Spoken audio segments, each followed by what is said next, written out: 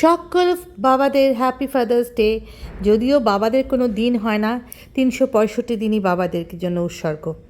হ্যাঁ, তেমনই হচ্ছে আমি কোনো চান্স ছাড়ি না এইসব দিনগুলো পালন করতে। মানে আমার খুব ভালো লাগে, একটু প্যাম্পার করা যায়, একটু ওদের স্পেশাল ফিল করানো।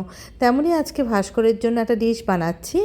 সেই ডিশটা কি তোমরা দেখেই হয়তো বুঝতে পারছো, অনেক দিন বাদে বানালাম। অনেক দিন মানে গত 4 বছরে তো বানাইনি বাড়িতে। এই বিন আর গাজরগুলো আমি গরম ফুটন্ত জলে দিয়ে দিয়েছি। তারপরে এটাকে আমি জলটা একটু মানে বিন গাজরগুলো একটু ফুটে গেলে আমি এটাকে একটু বরফের জলে দিয়ে দেবো, তাতে কালারটা ইনট্যাক্ট থাকবে এবং ক্রাঞ্চিনেস থাকবে।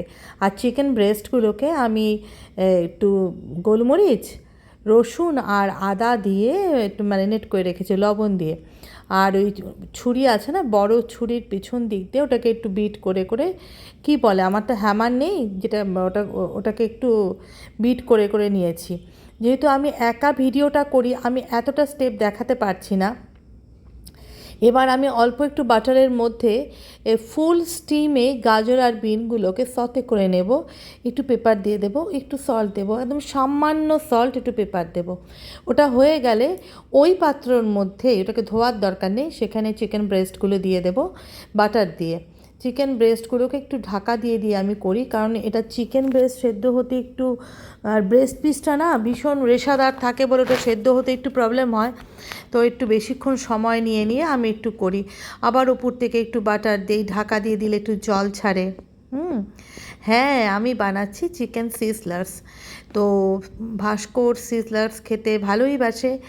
আর এটা হচ্ছে সিজলার্সের সস। এটা হচ্ছে চিকেন ব্রেস্টগুলো আমি যেখানে করেছিলাম সেই পাত্রর মধ্যেই রসুন ক্রাশ করে যেইভাবে হোয়াইট সস বানায় সেইভাবেই আমি বানিয়েছি।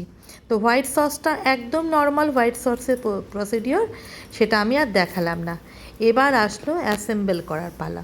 প্রথমে ক্যাবেজ দিয়ে দিলাম, তারপরে ওই যেগুলো আমি গাজর আর বিনগুলোকে ব্লাঞ্চ করে রেখেছিলাম সেগুলো দিয়ে দিলাম। তারপর দিয়ে দিলাম হচ্ছে চিকেনগুলো। আমার এখানে প্রোটিনের পরিমাণটা অনেকটা বেশি, কার্বোহাইড্রেট নেই বললেই চলে, তবু আমি একটু ব্লিঙ্কিট করিয়ে ফ্রেঞ্চ ফ্রাইস আনিয়েছি। একটু বাচ্চারাও তো খাবে, তো ওদের ভালো লাগবে তার জন্য, না হলে আমি দেই না। আর এই সসটা আমি ঢেলে দেবো এর ওপরে।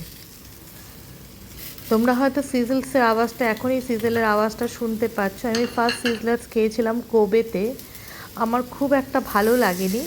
পরে আমি এটা নিউ মার্কেট থেকে ট্রেটা কিনে এনেছি অনেক আগে, তখন আমার ছেলে একদম ছোট, 2 বছর বয়স হয়তো হবে। তারপর থেকে আমি বাড়িতেই বানাই।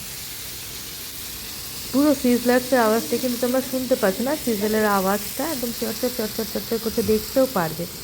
ফটোটা যদি ভালো করে তোলা হয়, এগুলো মানে তুলতে একটু প্রবলেম হয়ে যায়, দেখতেও পারবে। খেতে কিন্তু খুব অসাধারণ হয় এবং খুব সিম্পল ওয়েতে যে কোনো কেউ বানাতে পারে। সিজলার কিন্তু কোনো কঠিন রান্না নয়, লোকে ভাবতে পারে, কিন্তু ভীষণ সহজ।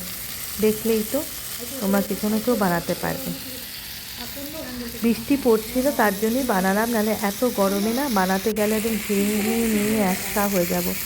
আমার কর্তার মুখের হাসিটা শুধু দেখো। তোমরা সবাই ভালো থেকো, হ্যাঁ, এইভাবে ভালো থেকো, সবাইকে খুশি রেখো, নিজেরাও খুশি থেকো। আজকের জন্য টাটা।